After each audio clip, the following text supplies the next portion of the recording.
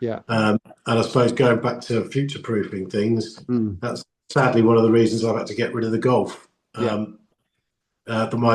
BN55 SSK, which I bought for £1,000 2.5 years ago, did 25,000 miles in it.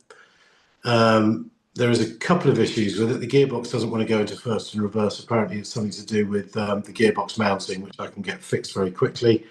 But in happier news, that car is now going on to another one of my best mates, and it's going to have its retirement in Thiel in Berkshire.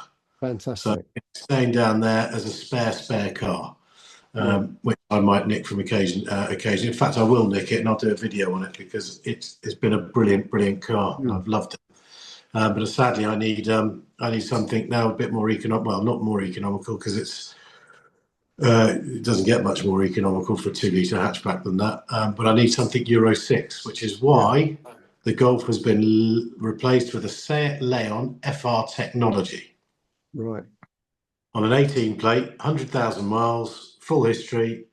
Just had the cam belt and water pump done. Purchased from a dealer with a 6-month warranty for the princely sum of £7,100. Cheaper. I'm delighted with it, mate. Honestly, it's got everything. It's got Apple CarPlay, which is super reliable. Because some Apple CarPlays go in and out of sync. They're a bit annoying, especially the aftermarket ones. But this one's been absolutely perfect. I've done 2,000 miles in it now, and I absolutely love it. And it's the 184 horsepower diesel, and quite honestly, it feels like a lot more than 184 horsepower.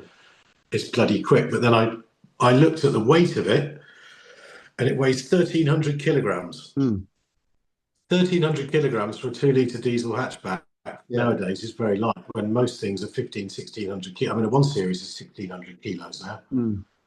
Absolutely mad. So for a 6-year-old car to be that light is pretty impressive.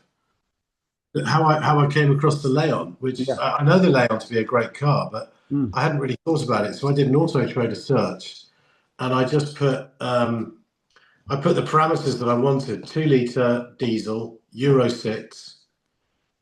0 to 60 in less than 8 seconds. So I can't drive a slug. It's got to be reasonably quick.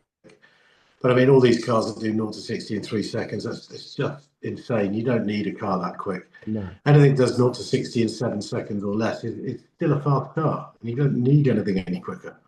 So I just put those basic parameters in, and it spat out the Seat Leon. And I thought, And not being a badge snob, I thought, well, why would I buy the equivalent Golf, which is going to be £3,000 more?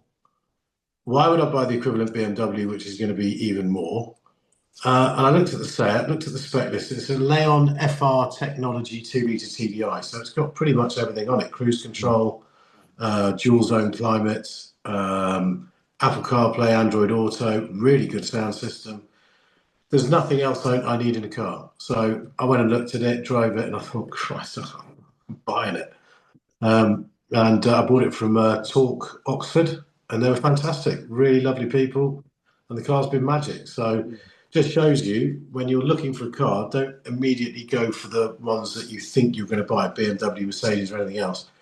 Put the parameters in that you want, put your wants and needs in, and then see what it spits out. And I ended up buying something I hadn't even considered. So maybe that's a lesson for everybody. Yeah, I think it probably is. Absolutely. Yeah. Please like and subscribe.